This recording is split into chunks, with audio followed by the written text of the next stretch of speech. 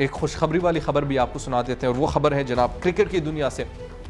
पाकिस्तान और इंग्लैंड का जो सीरीज़ है वो इस वक्त दूसरा टेस्ट मैच लाहौर में जारी है और इस टेस्ट मैच में जो पहली ही रोज़ पाकिस्तान को एक ऐसा स्पिनर मिला है जो अब्दुल कादिर की याद ताज़ा कर रहा है और उनका नाम है इब्रार अहमद, जिन्होंने डेब्यू टेस्ट में 7 विकेट लेकर एक रिकॉर्ड तो कायम किया है। लेकिन इस हवाले से इब्रार अहमद कौन है, इस हवाले से कुछ तफसीलात हमने आपके लिए इकट्ठी कर रखी है, वो मैं आपके सामने रख देता हूँ। इंग्लैंड के खिलाफ मुल्तान टेस्ट में डेब्यू करने वाले इब्रार अहमद पहली इनिंग में 5 विकेट नहीं बल्कि 7 विकेट ले चुके हैं। पाकिस्तान के 13वें बॉलर और पहले स्पिनर बन चुके हैं। इंग्लैंड के खिलाफ मुल्तान टेस्ट में इब्रार अहमद को टेस्ट कैप मिली और उन्होंने अपनी पहली ही ओवर में जैक क्रोली की विकेट ली। फिर देखते ही देखते इब्रार अहमद खाने के वक्फे से कबल 5 विकेटें ले उड़े और उसके बाद तमाम फुल मैच में उन्होंने 7 विकेटें हासिल की।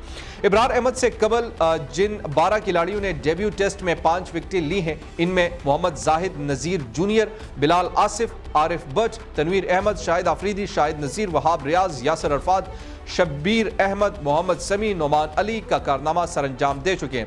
पाकिस्तान की जानिब से मोहम्मद नज़ीर जूनियर और मोहम्मद जाहिद डेब्यू टेस्ट के एक इनिंग में 7 विकेट लेकर सेरे फहरिस्त थे और आज इन्होंने भी 7 विकेट लेकर तो ये रिकॉर्ड भी बराबर कर दिया है।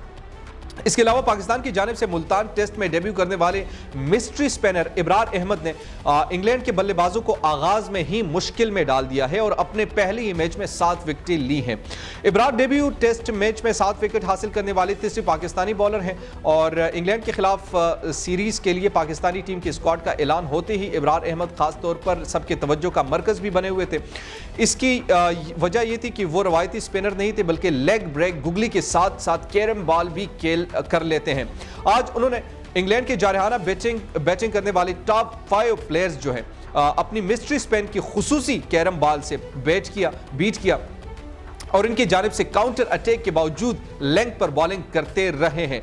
ख्याल रहे कि इब्रार अहमद को रावलपिंडी टेस्ट में शामिल ना करने पर पाकिस्तानी मैनेजमेंट को खासी तनकीद का सामना करना भी पड़ा था और कायद-ए-आज़म ट्रॉफी में 43 विकेटें हासिल की हैं जो इस साल किसी भी बॉलर की सबसे ज्यादा विकेटें हैं।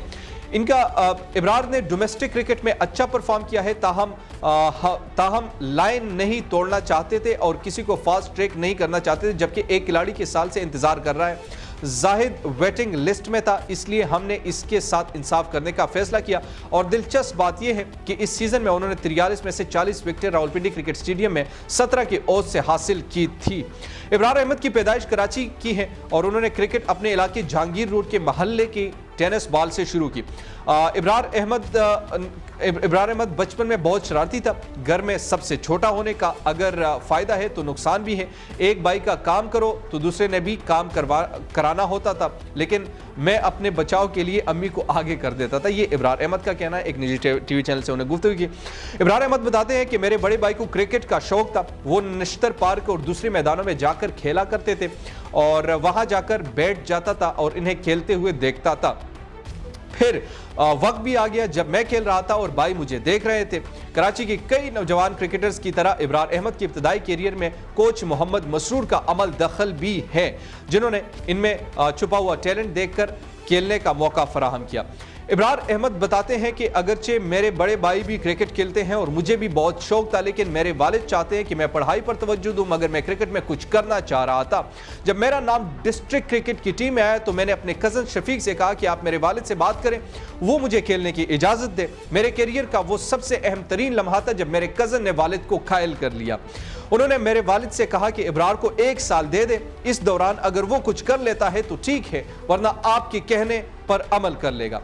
इब्रार अहमद के बारे में आम तासुर यही था कि वो सिर्फ महदूद ओवर्स की क्रिकेट में कामयाब हो सकते, लेकिन ये कोच मसरूर ही थे जिन्हें इस बात का यकीन था कि Ibrar Ahmed red ball cricket में भी कामयाब साबित हो सकते हैं।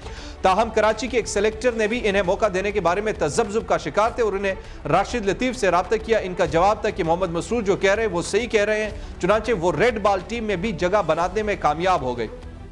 इब्रार की जो डोमेस्टिक क्रिकेट में उम्दा कारकर्दगी है उस हवाले से कोच मिकी आर्थर भी मुतासिर हुए और उन्होंने इब्रार अहमद कहते हैं कि मैंने 2017 की पाकिस्तान सुपर लीग में कराची किंग्स की तरफ से 2 मैच खेला था।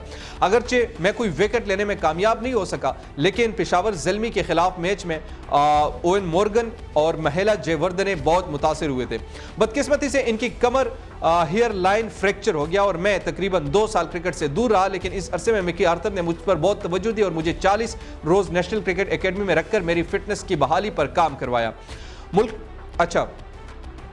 इब्रार अहमद कहते हैं कि वो 2 साल बहुत मुश्किल थे, लेकिन मैंने खुद से यही कह रखा था कि मुझे सिर्फ फिट होना है, क्योंकि जो करना है वो उंगलियों ने करना है। इब्रार अहमद ने कहा कि मुझे प्रोफेशनल क्रिकेट में आने के बाद वेस्ट इंडीज़ की सुनील नारायण और श्रीलंका के अजंता मेंडिस की वीडियोस बाकायदगी से देखी हैं कि दोनों बॉलर्स किस तरह बैट्समैनों को ट्रैप करते हैं।